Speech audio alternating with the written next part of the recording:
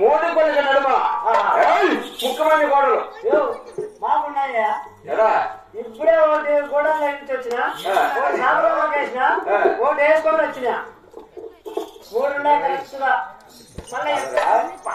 మళ్ళీ ఎక్కువ నేను చెప్పుకున్నది ఏంటి? అయ్యా కోట్లు అంటే వేసుకున్న కోట్లు కాదు, కోటలో పురములో రామచంద్ర కోటలు. ఓహో కోటలు పురములు అక్కడే మా తాను లేవలేయా? ఏమన్నా అంటే కోట్లు అయితే ఉన్నాయి కాదురా, అయితే ఉన్నాయి బా. నేను వేసుకున్న కోటలు నువ్వు నేను తెలుసుకునే కోట్లు నేను చెప్పలా. అవి కాదా కోటలో పురములో రామచంద్ర కోటలు అదైతే మా తాను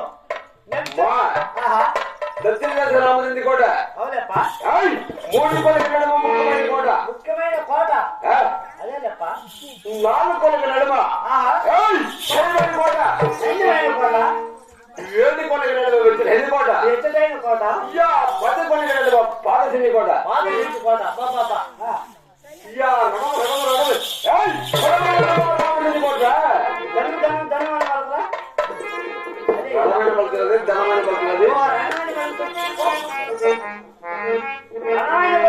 ధనమైన పలుకుతుంది.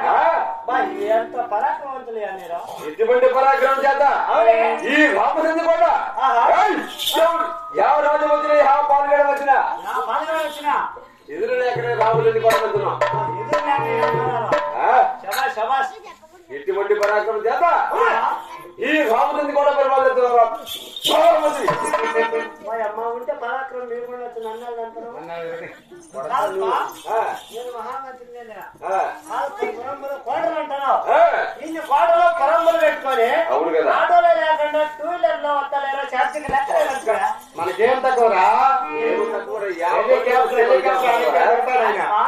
2 వీలర్ వచ్చేమి, ఆటోలు వచ్చేమి, నడిస్తే నీకేమి ఈ దాని తయారుకు వచ్చినా కాదు వచ్చే వదిలి ఈ దాని నడుచుకోవాల్సిన కూడా దగ్గర మన అసలు చింతమాన కన్నా గొర్రెకాడికి మంచి లేరని చెప్పు.